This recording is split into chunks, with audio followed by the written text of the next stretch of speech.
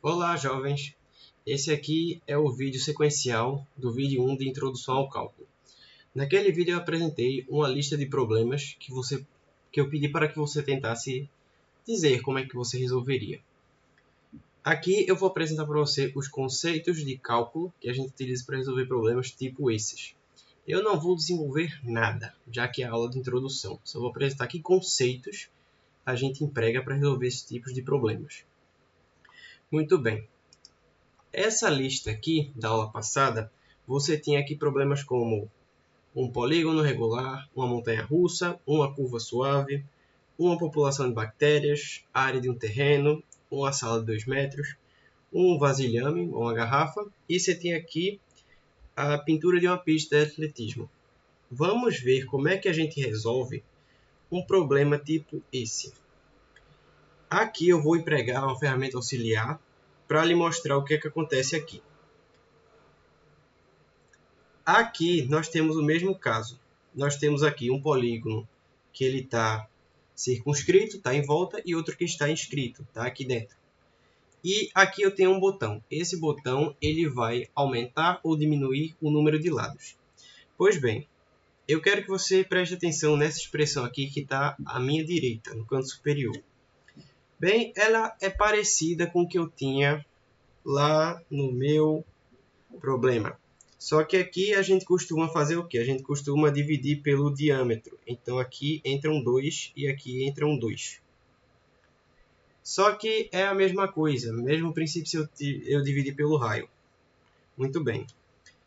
Observe o seguinte, eu tenho aqui dois valores. Deixa eu só aumentar aqui a fonte para que a gente consiga ler melhor.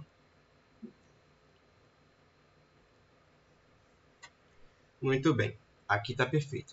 Observe aqui que eu tenho o seguinte, eu tenho um triângulo inscrito e um triângulo circunscrito, para n igual a 3 lados. E nós temos aqui dois números, 2,59 e 5,19. Ou seja, um deles é eu pegar o perímetro da minha figura e dividir pelo diâmetro, interno e externo. No caso externo, esse aqui é a direita, o interno, esse aqui é a esquerda. Quando eu vou aumentar o número de lados aqui para 4, eu já tenho aqui um quadrado. E você observa que ele já aumentou um pouco. De 2,59 foi para 2,32. E aqui eu já tenho 4. O que acontece se eu aumentar agora para 10 lados? Em 10 lados a coisa já mudou um pouco. Você tem aqui 3 e 3, 24.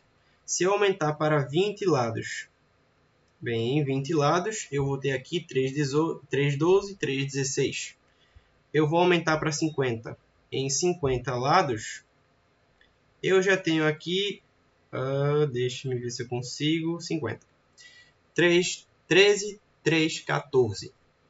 E se eu aumentar agora para 80 lados, você observa o seguinte, 79. 3, 14, 0, 3, 14, 3. E vamos agora para 100 lados. Bem, o que é que você observou aqui? Você observou que existe um número que ele está sendo confinado, eu estou encontrando ele pelo confinamento, de um valor que está acima dele e um valor que está abaixo dele por muito pouco. Então, vamos fazer o seguinte, eu vou agora fazer com que esse número de lados ele vá para 500. Com 500 lados, se possível, já está bem bagunçado. Eu me aproximo cada vez mais desse número. Você vê que eu tenho 3, 14, 15 e 3, 14, 16. Já está bem carregada a figura. Vamos voltar para 100. E do que é que se conclui com isso daí? O seguinte, o conceito de cálculo que eu estou utilizando aqui é o conceito de limite. Para aqui a figura interna, eu tenho o que a gente chama de limite inferior. E aqui o limite superior. O que é que está acontecendo?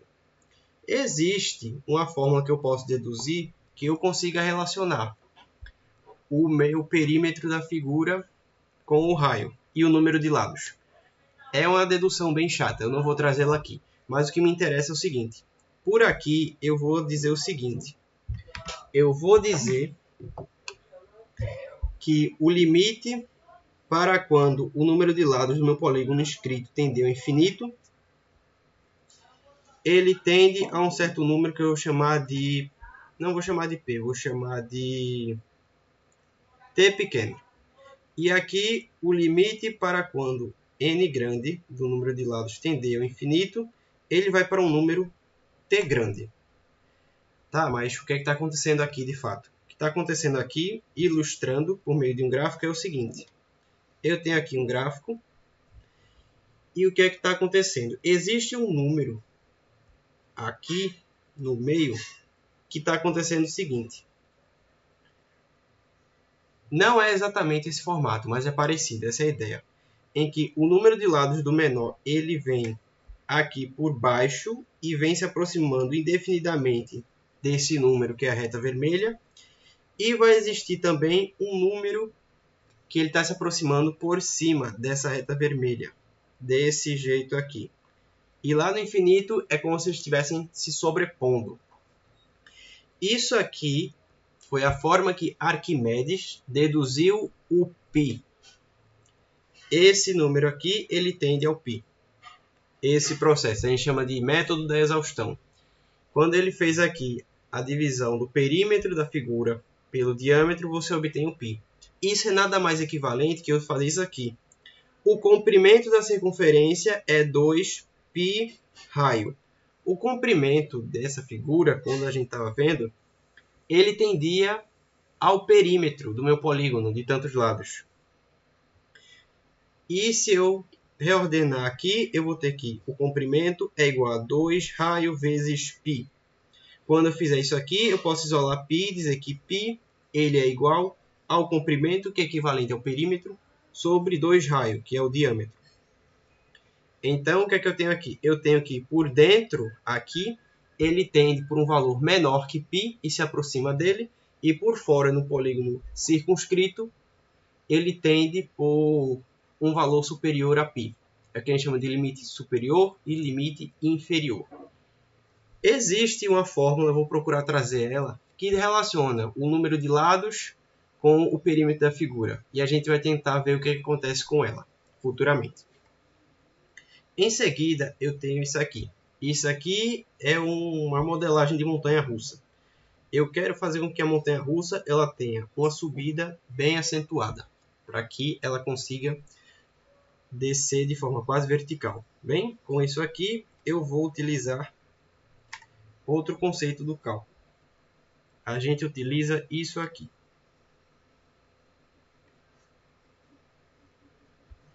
Vamos ver. Onde está da montanha-russa? Está aqui. Esse aqui.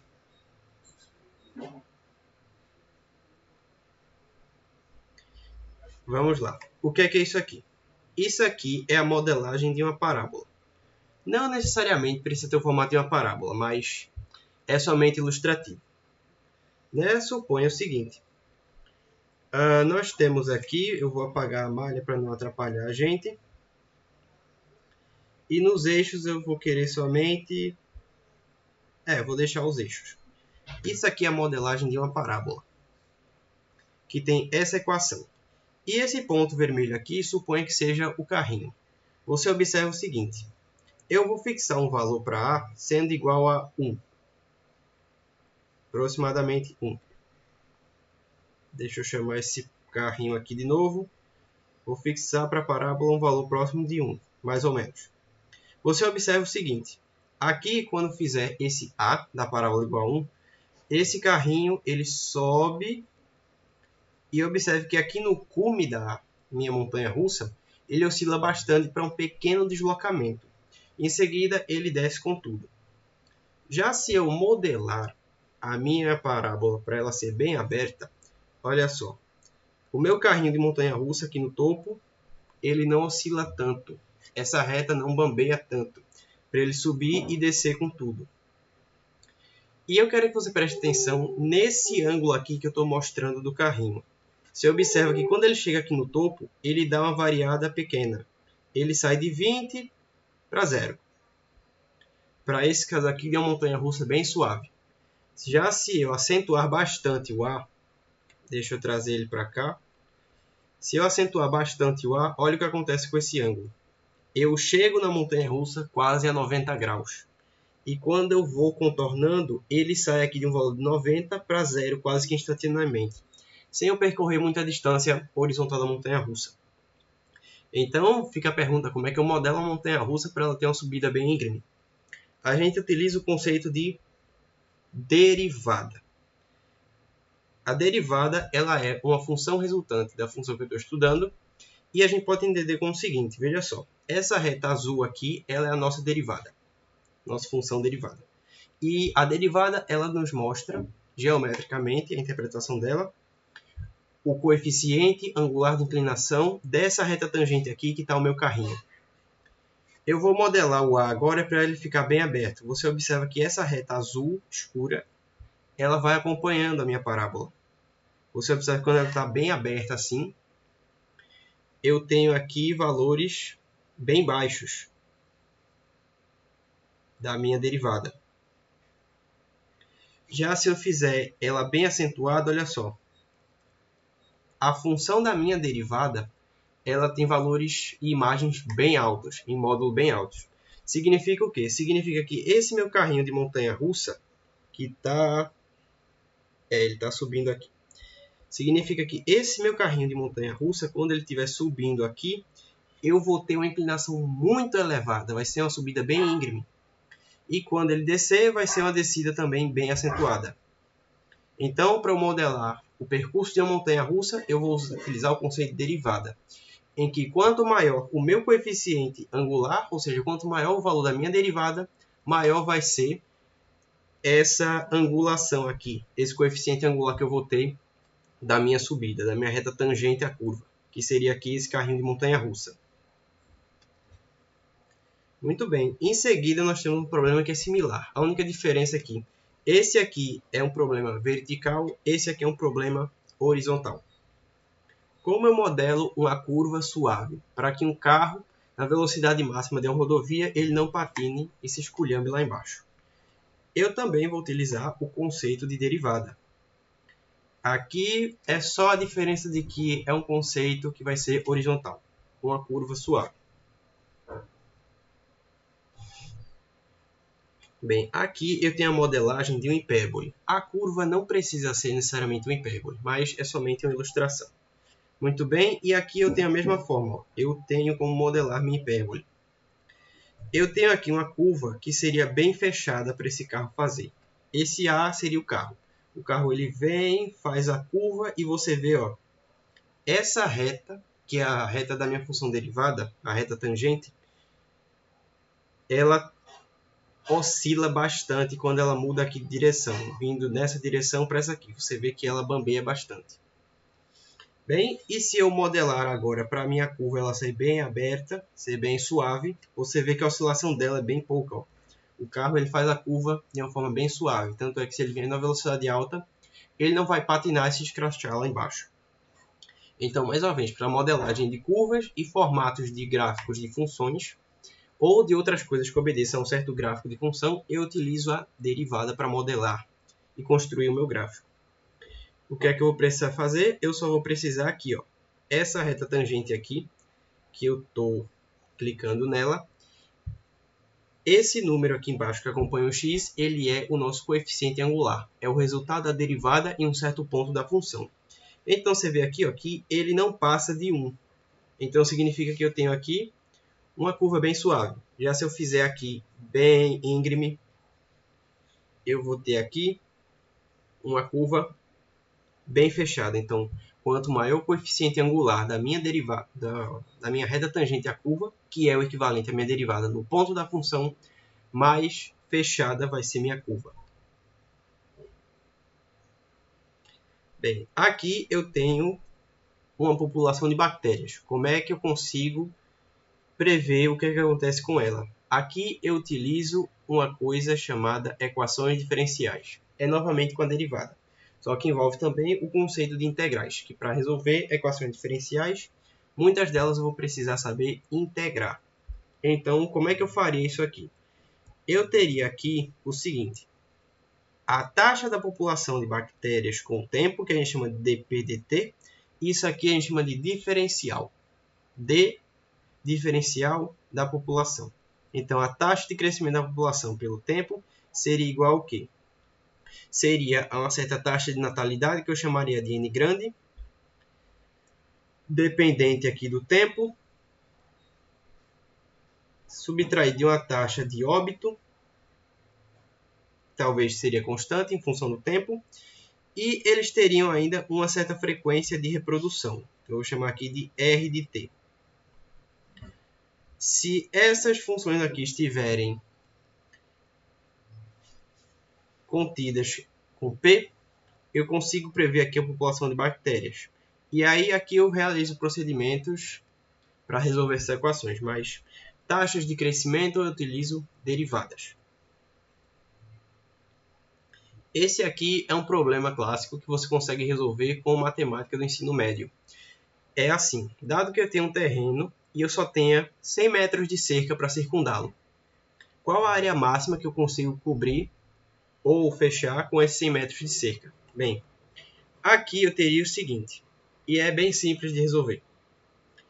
O perímetro disso aqui seria 100 metros. O perímetro de um terreno retangular seria o quê? Seria 2 vezes a altura somada à base. Que eu teria base, base, altura, altura. E qual é a área máxima? A área ela seria aqui a altura vezes a base. Aqui eu poderia facilmente simplificar. Ficaria 50 igual a H mais B. Daqui eu teria que H, ele poderia ser 50 menos B. E quando eu substituísse aqui na minha função de área, eu teria que, bem, 50 vezes B, 50B, menos B quadrado. Daqui eu escrevo um gráfico de função. As raízes deles são, faltou aqui 50B. 50B menos B quadrado, menos B ao quadrado. Aqui eu faço um gráfico de função, cujas raízes são 0 e 50. Então, ele faz isso aqui. Isso aqui é a minha área em função da base. A minha área máxima está aqui no topo. Então, se aqui a raiz é 50, eu já posso dizer com segurança que aqui, com uma parábola simétrica, eu teria para a base 25 metros. E por essa soma aqui da base com a altura, eu diria que a altura é também 25 metros. Ou seja, minha solução para aqui seria um quadrado de lados 25 por 25 e a área 625, se não me engano é isso daí. 25 ao quadrado é isso daí. E 625 de área. Bem, isso você resolve com o ensino médio, mas e se eu utilizasse ensino superior? Ficaria muito mais fácil. Aqui a gente chama de problemas de otimização. Aqui no topo, a reta tangente à curva, ela tem coeficiente de inclinação 0. Quem diz isso para mim é a derivada. Então, com essa expressão, eu faria a derivada dela. A derivada da área seria dA, dB, porque varia com a base, igual. Derivando aquela expressão, ficaria 50 menos 2B. Você não precisa saber disso agora, tá? Eu só estou dizendo para você. E como o coeficiente angular ali é 0, isso aqui seria igual a 0. Então, daqui eu tenho 0 igual a 50 menos 2B. B seria igual aqui a 25 nesse ponto. É exatamente o que eu encontrei. Mas suponhamos que tenhamos não um problema fácil desses, mas sim um mais difícil, que envolva volumes. Você já teria aí um polinômio cúbico. Seria um pouco mais difícil você terminar com matemática tradicional. Então, você recorre ao conceito de derivadas para resolver esse problema. Esse aqui é um problema interessante. Ele é desde a Grécia Antiga, chamado paradoxo de Zenão. O que é que acontece aqui? Você tem o seguinte. Você anda 1 metro, em seguida você anda meio metro, depois 1/4, depois 1/8 e por aí vai, infinitamente. Bem, isso aqui é um problema também de limites, ou de séries, em que o limite, em que o número de passos vá para o infinito, isso aqui dá um certo valor L. Só adiantando, isso aqui dá igual a 2. Exatamente. Quando você der infinitos passos, ou seja, você nunca vai chegar lá, porque a ideia de infinito ela não é concreta. E você não tem toda a vida para dar infinitos passos. Então, lá infinitamente, quando você estiver andando, você finalmente vai conseguir chegar do outro lado da sala. Isso aqui seria uma soma. Ou ainda eu posso escrever o seguinte. Isso aqui é a soma dos infinitos termos de uma PG de razão 1/2. Então, a soma dos infinitos termos de uma PG é o termo inicial dividido por 1 menos a razão. Isso aqui é um limite. Essa soma é igual ao limite de quando n tende ao infinito, ou seja, o número de termos tende ao infinito. E ele é igual a 0 sobre 1 menos q, que é a razão. Resolvendo aqui, A0 é o termo inicial, seria 1. E a razão é 1/2, 1 menos 1/2. Isso aqui vai dar 1 dividido por 1 menos, ou melhor, 1 menos 1/2 dá 1/2. Invertendo a fração aqui dá 2. Essa é a nossa... Opa, perdão. Eu substituí os valores aqui. O termo inicial é 1, a razão é meio. E aí eu tenho que 1 menos meio dá meio. E por essa conta aqui eu resolvo que dá 2. É exatamente isso aqui que eu achei. Aqui eu tenho o vasilhame. Bem, como eu disse no vídeo passado, você poderia inteligentemente resolver de encher ele de água, depois despejar toda a água no copo medidor e dizer quanto volume ele comporta lá dentro. Mas aí é que tá, eu queria saber qual o volume de material que eu utilizaria para fazer esse vasilhame, considerando que ele tem uma espessura interna. O que é que eu usaria para resolver isso? Eu recorreria ao conceito de integral. Suponha que eu vou ter aqui uma função que ela seja o formato disso aqui. Isso aqui é um vasilhame simétrico. Então é como se eu pegasse assim. Eu pegaria a seção transversal dele, mais ou menos assim. E isso aqui seria uma certa função. Eu não sei qual é. E o que aconteceria? Isso aqui me comportaria uma área.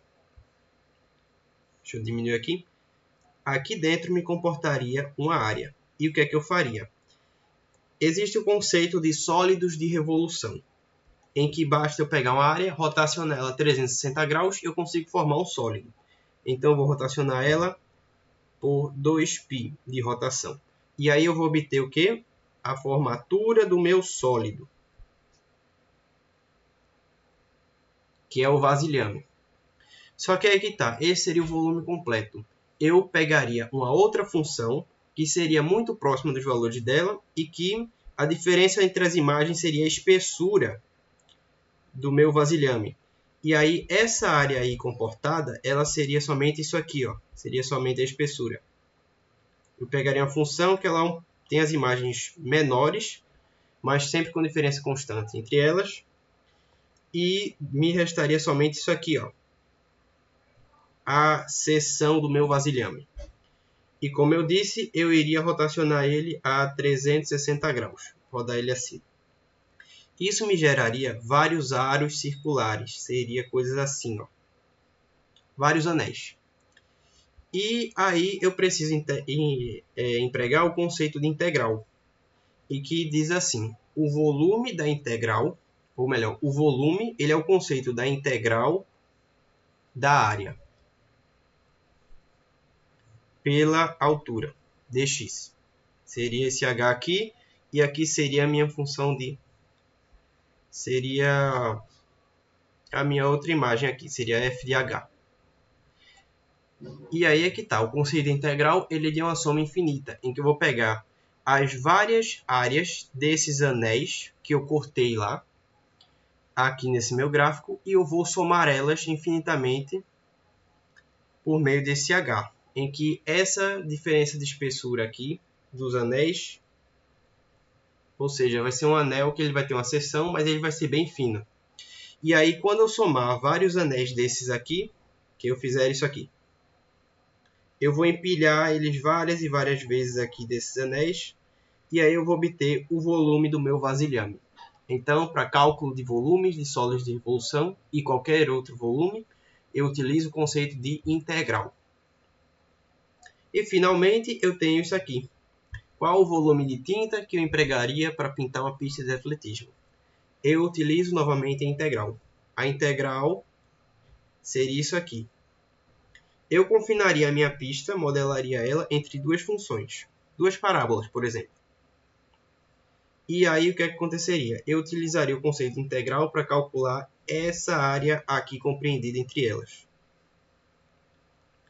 Bem, eu posso consultar o rendimento de uma lata de tinta e dizer que ela pinta um número m de metros quadrados por litro. E depois que eu encontrar aqui por meio da integral, que seria a integral, chamamos isso aqui de f de x, a função que vem por cima, g de x, a que vem por baixo. Seria a integral de f de x menos g de x. Porque aconteceria que eu faria uma diferença de áreas. Seria a área total que f de x cobre aqui, subtraída da área que g de x cobre aqui embaixo. Aí resultaria somente esse percurso da pista. Então, por meio disso aqui, definidos os intervalos que eu vou andar, eu consigo dizer qual é a área compreendida aqui no meio. O que com geometria clássica ficaria bem difícil de calcular. E dado que eu acharia essa área, eu utilizaria aqui o rendimento da tinta. Se 1 litro de tinta pinta m metros quadrados, eu quero saber quantos x litros de tinta eu vou precisar comprar para cobrir toda a minha pista de atletismo. Muito bem, esses aqui são os problemas muito interessantes que a gente resolve com teoria do cálculo. Isso aqui é só a introdução. Aula que vem eu vou trazer um pouco do contexto histórico e um problema clássico que você conseguiria resolver com matemática do ensino médio, mas com cálculo fica bem mais ágil. Eu vou trazer um pouco do contexto histórico em que o cálculo estava se desenvolvendo e que problemas ele precisava resolver. Muito bem, eu espero que você tenha gostado desse vídeo, se foi bem elucidativo ou se, por exemplo, você aprendeu um pouco mais de para que serve o cálculo e a teoria dele. Inscreva-se aí no canal, por favor, e compartilhe esse vídeo.